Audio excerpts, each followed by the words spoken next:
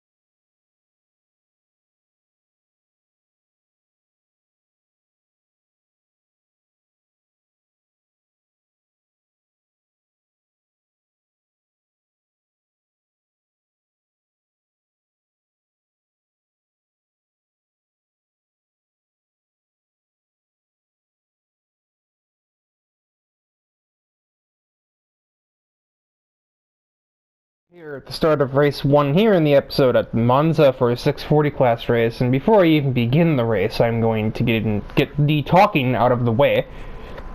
You can probably see, maybe if you're paying attention, the lighting's kind of weird, what it is I'm about to talk about.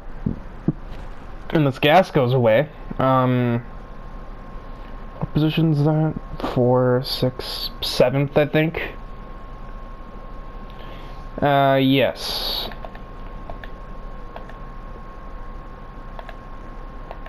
Apparently I can do that. What? There we go. Vincent Houston makes his Challenge Series debut today. He coincidentally brings a GT350 to the race right after Thrasher totaled his. Or, Thrasher got his total, I should say. He didn't really do it himself.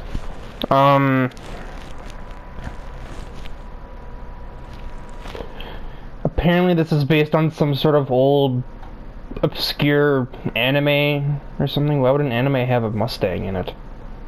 What kind of anime is this guy watching? Anyway, before I sit here for the next 4 minutes, let's begin the race.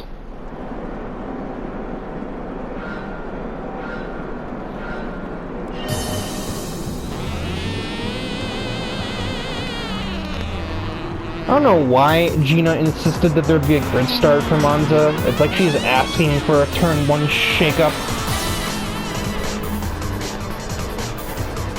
It could be avoided if we just had a wide rolling start, but that wouldn't be chaotic enough.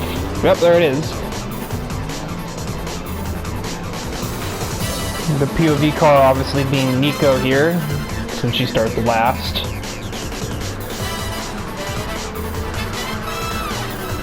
Found it funny how we had the two bugs, Scarborough and Sham, on the same row of the grid, but they are running very far apart already. So Nico sends it on her teammate and gets Houston for bonus points. Whoa! Jake is fully loaded up there. Rather, his suspension is fully loaded.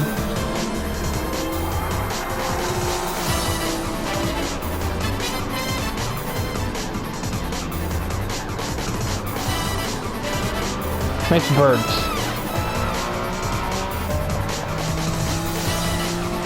Nico out-drags another Mercury racing car in the form of Prochazura. But Houston is right there, flexing the top speed of his Mustang. Suddenly there's rain sending it down the inside of Houston. Welcome to the Challenge Series, buddy. You don't get any free passes here.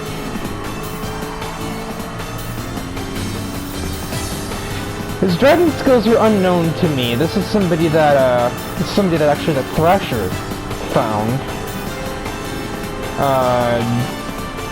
I don't know where he found him. I don't know what made him believe that he was skilled enough to run in the Challenge Series.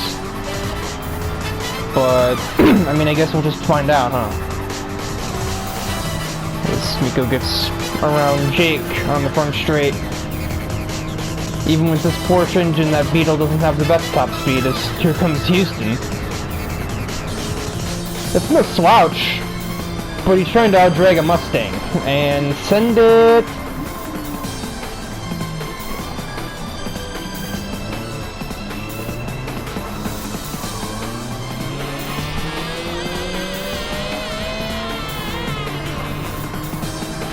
Ellie had a terrible exit out of turn 1 and 2, so... Or did she? Hang on.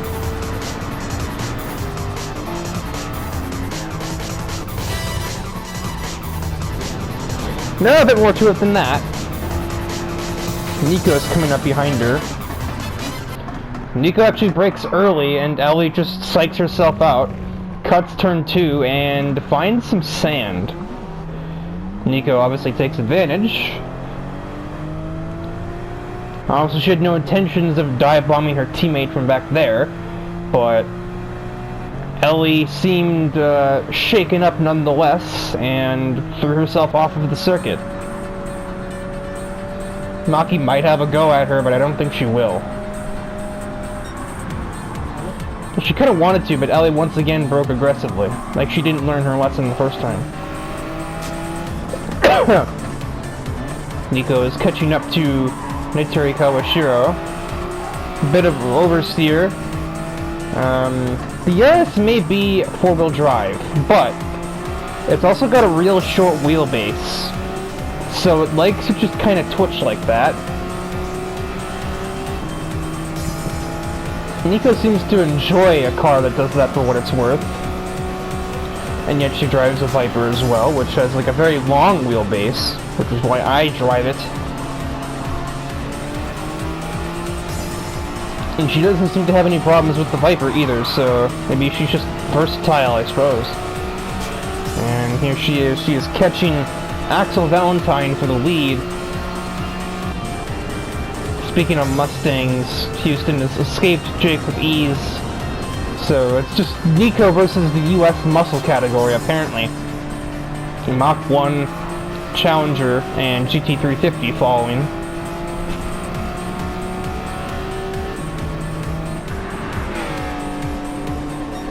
As we head down the main drag. Nico had the better run, but obviously that Mach 1's going to have plenty of straight line power.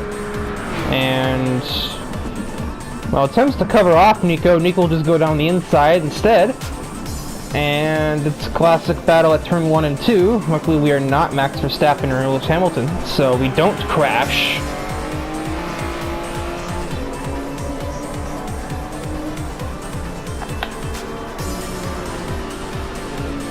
I figured Houston might have caught Nittery by now, but no.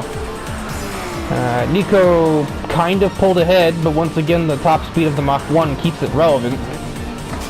Aggressive braking from Nico, but Axel just sends it down in the entry.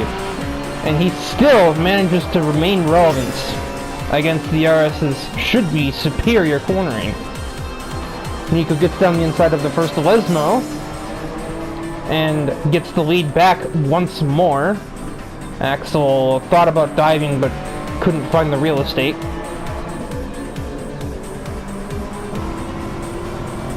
Well, let's see that straight line speed work. It's magic there, Mach 1.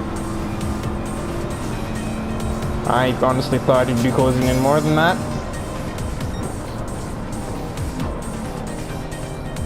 Oh. He won it, he like faked it. Oh goodness, Nico cut a lot of that curve. Oh my. Still at that short wheelbase there, Nico. And now with a huge run for the Mustang's credit, looks like this is gonna come down to Parabolica for the victory between Axel and Nico.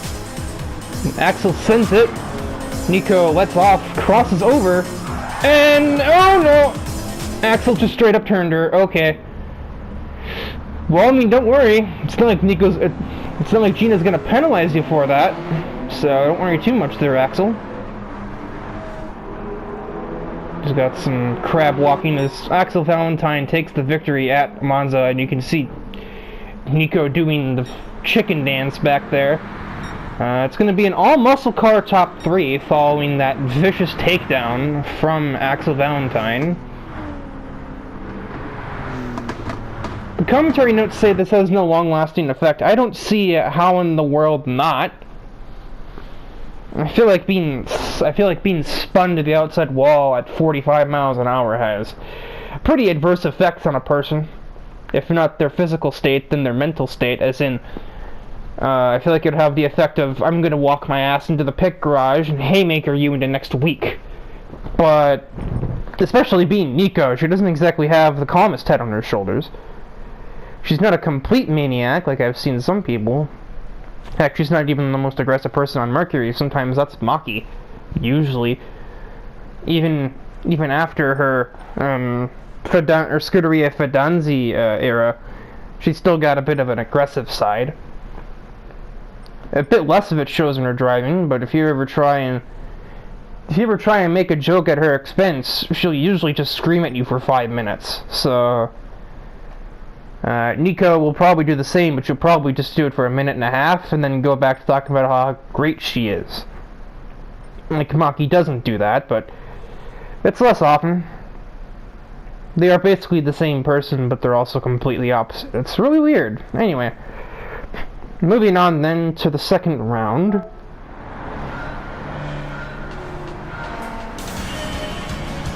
It is round 2 of the episode, and we are at the Brands Hatch Indy circuit. The 500 class demands a completely different selection of tracks to use, as they aren't very fast. We're not going to be running Le Mans in these cars anytime soon. Heck, we're probably going to be running the full Brands Hatch circuit in these cars anytime soon. So we have to suffice with tracks like Brands Hatch, Indy, or the shortest layout of Blue Moon Bay. I think Laguna Seca is the longest track we're running in these cars. I just noticed, I think this car is asymmetrical. This is Mineko Kochiya's Atenza, which is basically bone stock to meet the 500 category restrictions. The only major difference, other than the the prerequisite upgrades to a vehicle, limited slip differential, racing hard tires, racing suspension, racing gearbox, racing brakes and brake pads. She has a fully customizable computer in the car, and I think like a sports muffler or something, or a sports air filter. The thing still weighs nearly 2 whole tons, like 3,400 pounds or something like that. But ultimately, weight and sufficient handling aren't exactly the biggest concerns when your car isn't going to be braking 110 miles an hour anyway, so... Or, I mean, it can do that. Its top speed, I think, was rated at 126, but we're not going to be getting there too often, you know? Huge swerve maneuver. Kochiya picks up 4 places on one straightaway, all because of one good corner exit. That said, being set up the way that it is allows her Atenza to still have pretty good horsepower, especially relative to the rest of the class. The Suzuki Swift probably has second highest here. I don't remember most of the numbers, but this thing still puts out 197, I think. The Swift might put out 200, but the Copen and the Cappuccino put out like sub 110. The i3 we don't really know because it's electric. The Levin here that Natsuki's running puts out like 176 or something. This Golf puts out 145. This puts out 147. This puts out 102. It's not in this race, but the S660 that Honoka drives in this category puts out a whopping 95 horsepower.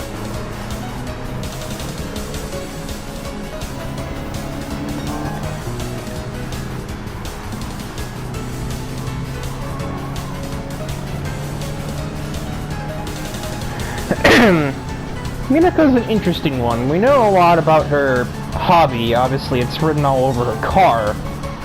Anime, Toho Project, Itasha liveries. I think she told me at some point she's like an aspiring artist or something. Probably, if I had to guess, probably drawing a bunch of anime characters.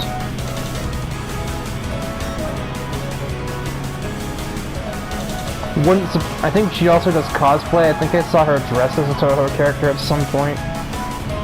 Might not have been a Toho character, I don't actually know. She was just as some girl with like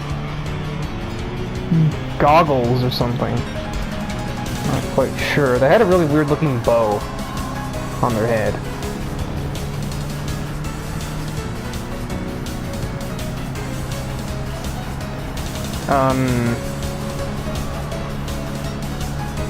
Still interesting thing, because Toho characters are in the series. Minako hasn't really interacted with any of them yet. She hasn't really interacted with Suwako or Mitsuri, but she has interacted with this checkered flag she's about to grab here at Brands Hatch in a very straightforward W for the Mazda driver.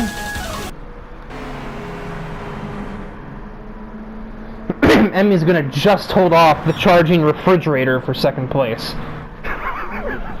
What did I just say?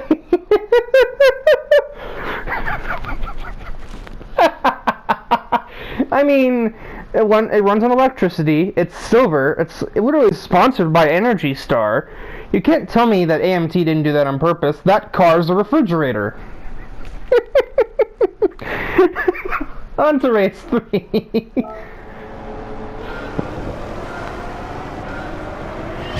Well, how quickly we go from the slowest category of cars to the very fastest. It is time for a 760 event at Fuji, as there's a lot of grass being kicked up ahead. The POV car is Tyler McIntosh in his unruly, unwieldy Hellcat. Seriously. He gave me a test lap in this car, and I felt like I was going to actually die. I don't know how he drives this thing. On the edge of control, clearly. I know he likes a loose race car, but fuck me. Don't, but Jesus Christ, this is more than a loose race car. This is a suicidal race car. I guess maybe he's trying to emulate the General Lee always hitting power slides on dirt country roads, but like, this ain't no country road, West Virginia. This is Fuji motherfucking Speedway, my guy. You have slow speed corner exits here, and you're gonna sit here with 800 horsepower and nothing to use it with. I've seen scam Kickstarter campaigns get more traction than this car.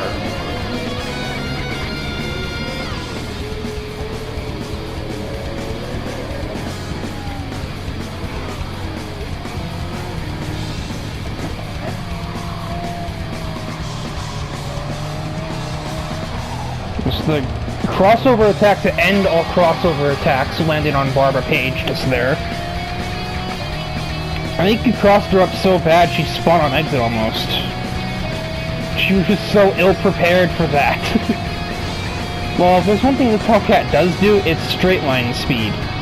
It just embarrassed the Lamborghini under the braking zone. And now we'll have to pass 2 more Lamborghinis. Okay, who on the starting grid let this happen? Who let these two start next to each other? Come on.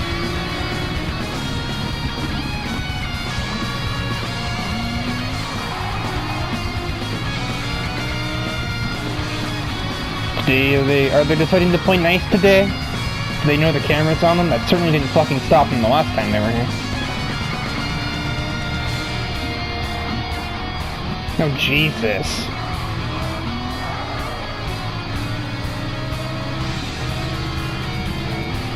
Oh, Jesus. Oh, this guy. I forgot about Yuval Kawakuta. I'm just gonna try and cover him quickly while the race continues. Debuts in this race, and he has a GTR Nismo with a very menacing aura.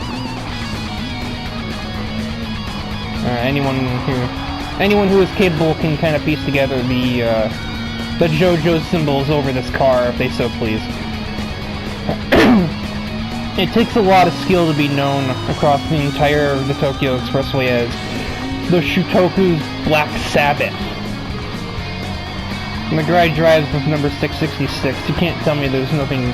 You can't tell me there's not something at least a little bit unsettling about that guy. As the General Lee dragster continues to tear people a new one down the front straightaway here at Fuji. Makes up 3 more places before we reach the breaking point.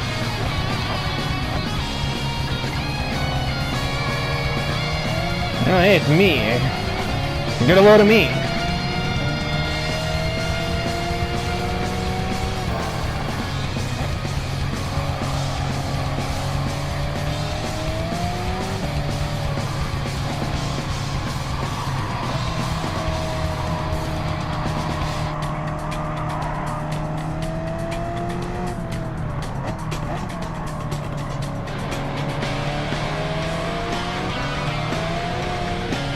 Don't need Apex for where we're going.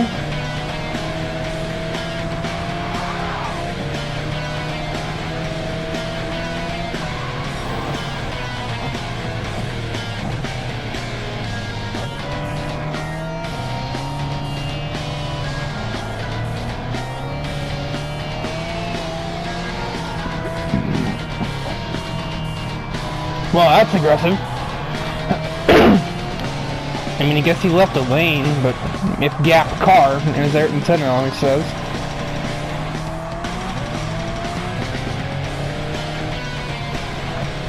And for another last lap duel.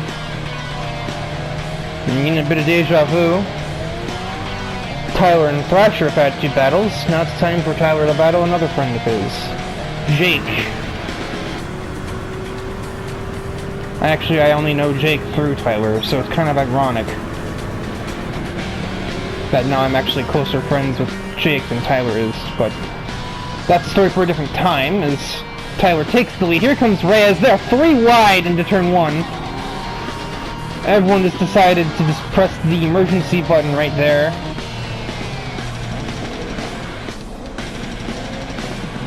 This camera angle is terrible. There we go. They both just pressed the ship it button at the same time, and Tyler is just forced to accept that and return to 3rd place.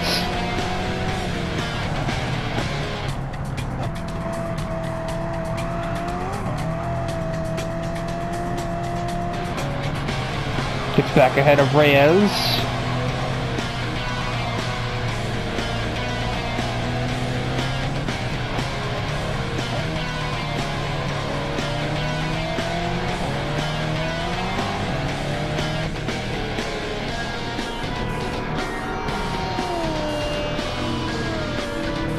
It's going to be tough for Tyler to get him from here, considering every corner from here is a low-speed corner exit, and the Hellcat doesn't really do that too well.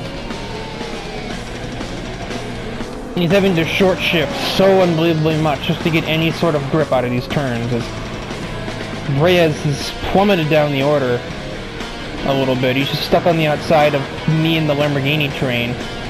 Tyler peeks down the inside of the penultimate turn, doesn't get anything done. Looks like this might be Jake's time. Oh, never mind! Tyler gives him the old bump and run.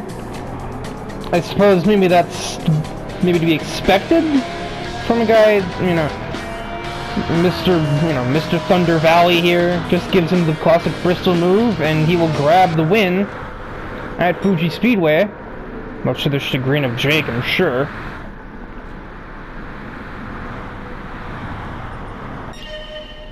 That was loud.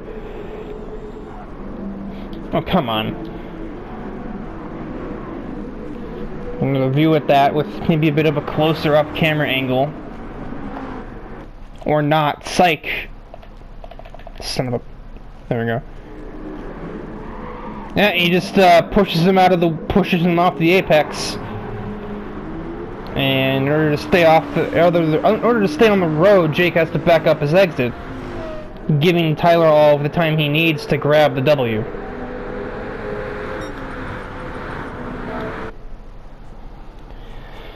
So, yeah, there's more of the trading paint the commentary notes mentioned. Oh boy. Again, not sure how this didn't have a lasting effect. I know Jake and Tyler are friends, but I still feel like there'd be some words exchanged in the pit area, if not maybe a helmet throw or something. I don't know.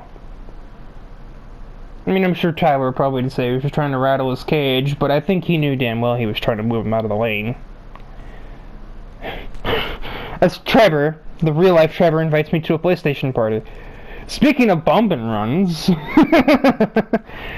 Anyway, on to round 4, before I get a knock on my door.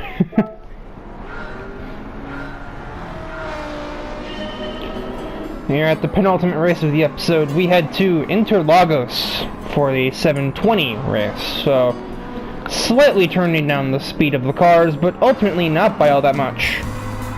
These things are by no means slow.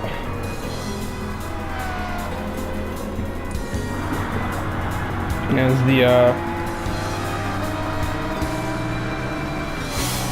anybody else just knows that? The POV car is Eli Ayase, as I've just watched Ryan Stevens nearly not make turn 4 up ahead. He just absolutely sends it on the outside of Cam. And Cam has no response. He's just absolutely blasted away by that.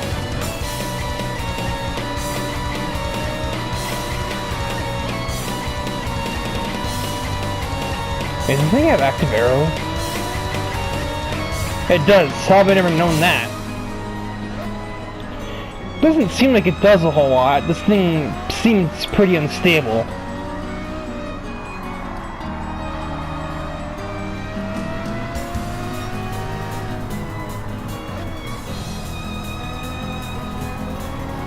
Whoa.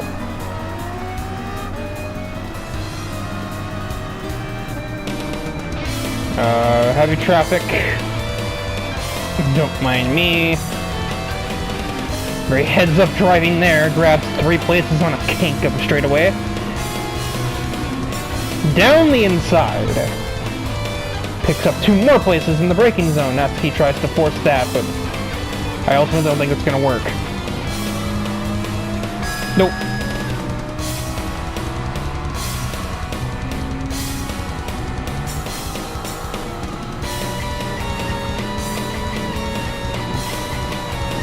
Now, Holoka may have been bogged down by starting pretty much last. The rest of Mercury Racing is making swift progress. Nico just passed Thomas O'Reilly, and Reen just passed Sebastian Orleans, and now Ellie just passed O'Reilly and Taylor. Now it's time for Mercury Racing to gang up on a crossbow.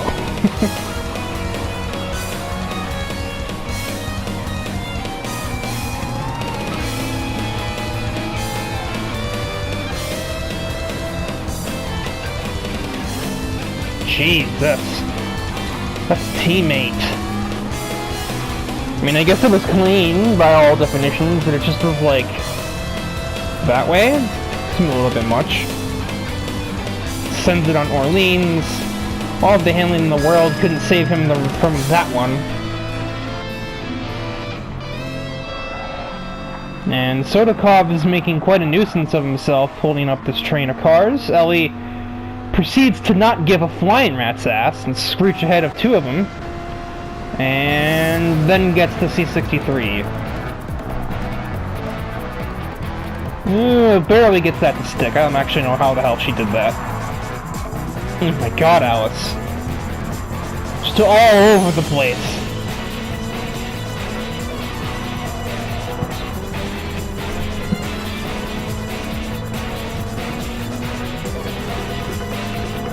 And Reen will dispatch the NSX in short order. Speaking of dispatch, oh boy. A female driver has caught up to Ms. Oda. This can only go well. Yep.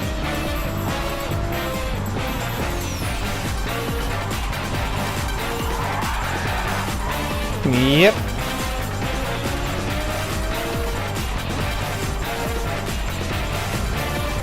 Yep.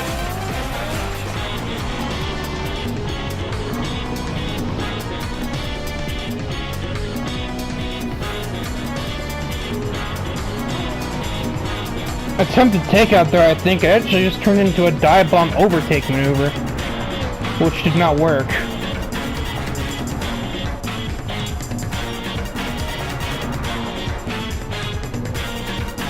Are we just trying to go for a clean pass now?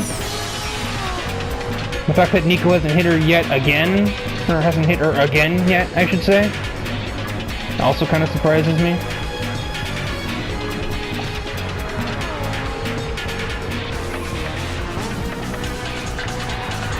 My god!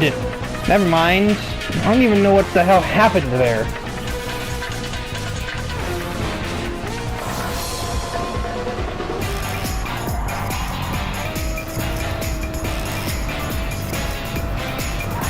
Oh, that was Ellie going at him and not really working because her car is lighter. As Reen takes third away from Sodacause in the background. Nico is still working on the NSX driver. And Ellie's gonna have another pretty significant opportunity at Mizoto here. She actually goes for it cleanly. What the fuck? Why? And Mizoto's like giving real estate and everything. Does Mizoto know this is a girl? Does he think that name's Eli or something? Okay, no, he doesn't. He was just waiting for a better chance, I suppose. Ellie just likes that. Ellie will now get right into your door at the next hairpin. And here comes Reen, taking full advantage. Ellie just backs out and lets her teammate go, while she continues to attack the 430. I almost said A430. What the hell is that? And...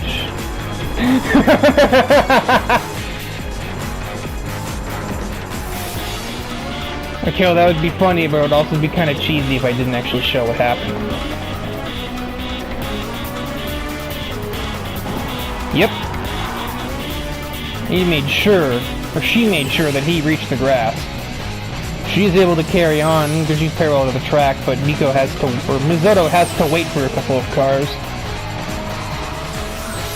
So I guess that would be the one that you'd expect to have happen the second the green lights turn on. The second that Mizoto is on the racetrack with female drivers, you know there's probably going to be something stupid. And speaking of female drivers, it's going to be Reen Hoshizora from, I think, like 7th or 8th on the grid, who will grab the victory at Interlagos. Ellie's going to steal 2nd and 3rd from Nico and Ivan, respectively, right at the line, so it's going to be a Mercury 1-2, I almost said Mercedes 1-2, this is an F1 in any year other than 2021. Nico, the correct Nico, 4th. Mizoto demoted to 8th following, well, basically something that he brought upon himself. Where did Reen start? I'm going to check that before moving on to the roulette race. She won from 7th on the grid.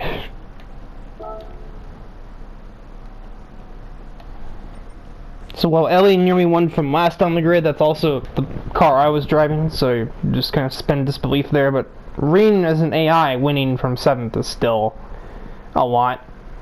Especially since she was passed by Ellie in the middle of the race. But anyway, on to the roulette round.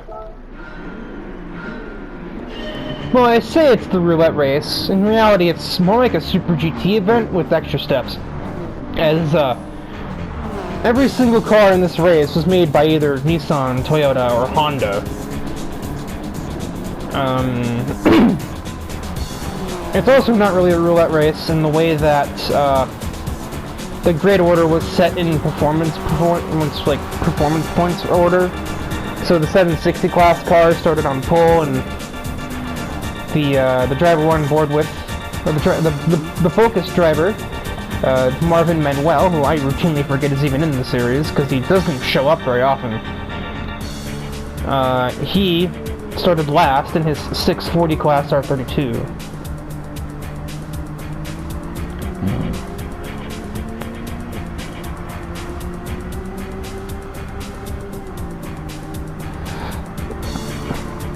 From my understanding, he claims to know his way around Mount Panorama, or Bathurst, which, despite the fact that we used it in promotional stuff, this is actually the debut of the circuit here in the Challenge Series. We haven't had a chance to use it yet. And maybe a bit odd that we used now to picked now to use it in a race full of Japanese cars. We probably could have done this at Autopolis or Suzuka just as well, but here we are. And we gotta use it eventually, right? I mean, part of it is just this track is always being used by other stuff, so it's hard to really get in our reservations when, like, there's always some random Australian shit going on here. Now, the last time we tried to reserve a spot on the schedule that week, we were denied because of the Bathurst 1000, so, you know, and then we had to miss another opportunity to use it because of V8 supercars and blah blah blah blah blah. So Marvin Manuel definitely knows his way around this track, considering he's already up into P8 and has passed every single car in the 680 category, let alone every car in his own category.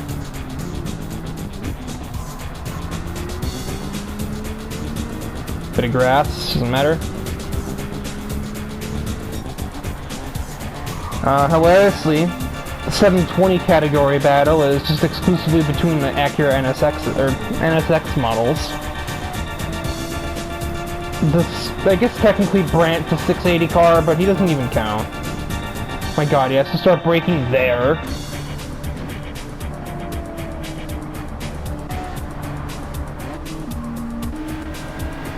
And then the 760 class is just 3 GTR models, an R34 and 2 R35s. How fitting, in a grid that basically seems like an extra step Super GT race, Hikari is the leader. And relatively comfortably so, over Kawakuta and Stillwell. Manuel is starting to pick his way through the Honda crew.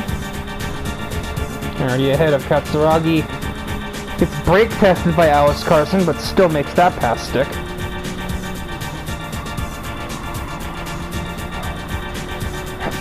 Onto technically a Nissan brethren in the form of Brandt.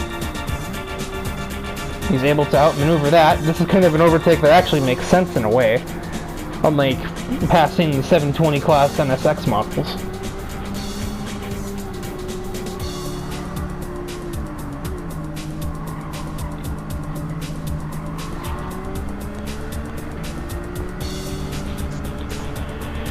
And we also decided, because apparently we are indeed beings of pure chaos, so let's have our debut race at Mount Bathurst be a nighttime race.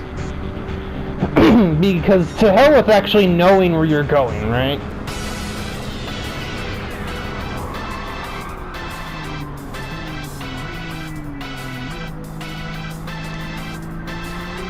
Okay. Hanukkah, did you have a bit of a lapse there?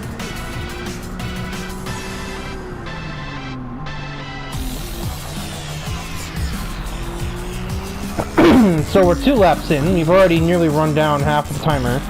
Somehow, someway, Kawakuta took the lead away from Taniguchi. I totally missed this piece of information. Oh, that's boring, it's just down the main straightaway. Actually, no, it's into the chase. My god, the amount of fire this car is making. Oh, I see, yeah, it just bars him out of the way. There's some of that, there's more of that trading paint. Even this car's spitting fire, Jesus! It's so much fire!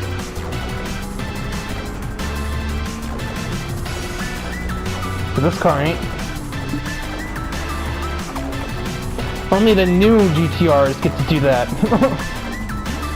Only the real GTRs get to spit fire.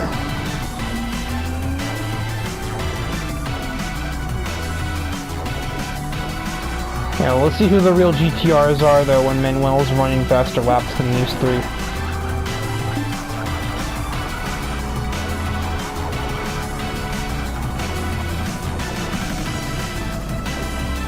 Who's making popcorn?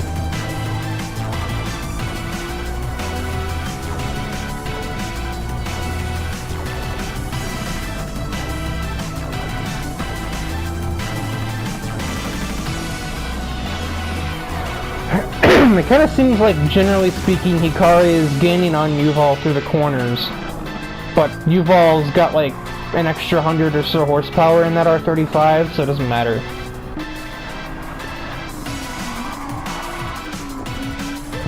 Well, okay then, James.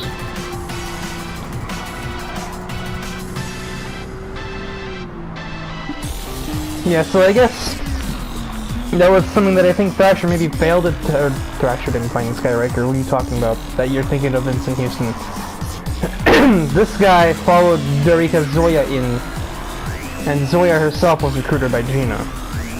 What do you know? Gina recruited somebody who doesn't feel like murdering people. But Kabakuta followed her in, Gina accepted that as well, and we've already gotten a bit of an advanced sign that maybe this guy is not the cleanest driver either. Only difference between him and the others that drive aggressively is he just moves you out of the way to make a pass. He doesn't run you off the track because he thinks it'd be funny to torture people, nor does he run you into the pit wall at 160 miles an hour just because you're a girl.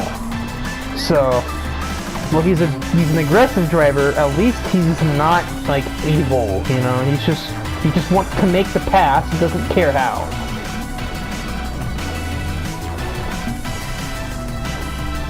Speaking of making the pass, whoa, Marvin Manuel has officially caught the other GTRs. He's gonna probably untext them in a second because we're about to get onto a straightaway. Because Brent is still ahead of the NSX brigade.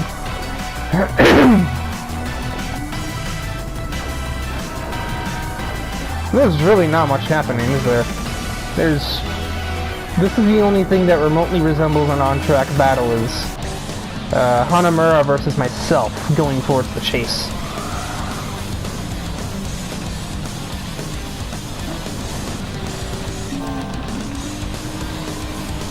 Man. The leaders are going up the hill while Yotsuba is going through the chase. It's kind of funny.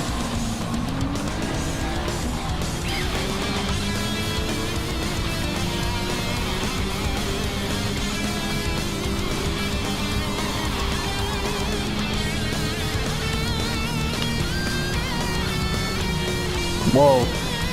James once again loses control of what should be one of the most stable cars in the world, the Nissan GTR. You know, at least when it's not a GT3 car, it's one of the most stable. And Manuel straight up embarrasses him going down Skyline. There's the left-hander before that Skyline. I don't fucking know. I don't really care. Now he's all over the back of Hikari, but we're back on a straightaway, so it doesn't matter. Gives him a slight nudge going down the hairpin. Like you can see what is actually the city limits over there, but from here it kind of looks like a fire or something. It doesn't look like the lights of the city. It looks like a fire or like magma or something. Magma.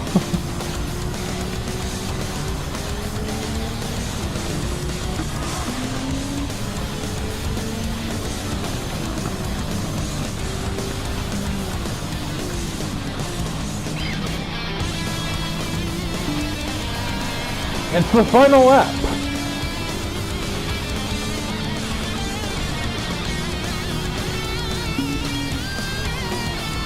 Manuel is actually just straight up pulled away from James Stillwell in a car 3 categories lower. Literally just a worse version of his car as far as I'm concerned, since they're both GTRs.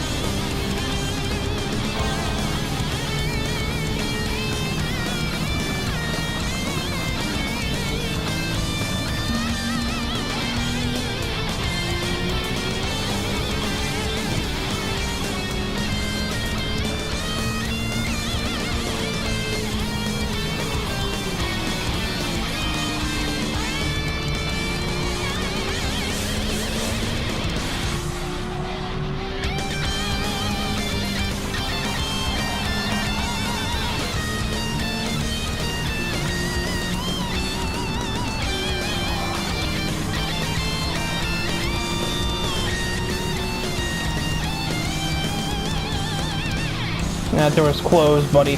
Not like that ain't gonna work. But that might. Is Manuel really gonna win this? Are you fucking kidding me? No, there's no way. That top speed's gonna make it impossible. That Nismo GTR is basically a dragster. It's not, because that's what Brent is, but it might as well be. Relative to what the R32 is gonna do, yeah. And see you later. I think Manuel knows that even Hikari is going to just screech ahead of him. He just stays on the left and just lets it happen. He'll take his P3 over an R35 and GTR. You definitely can't sneeze at that. This guy should be nowhere near this place on the grid, and he's going to end up at the podium. And, well, the debut episode, not debut event. Yuval Kawakuta from the island of Cyprus, of all places, is going to grab the victory here at Bathurst. Hikari second, and Marvin Manuel third. Today is the day of the GTR. Just the day of Nissan in general.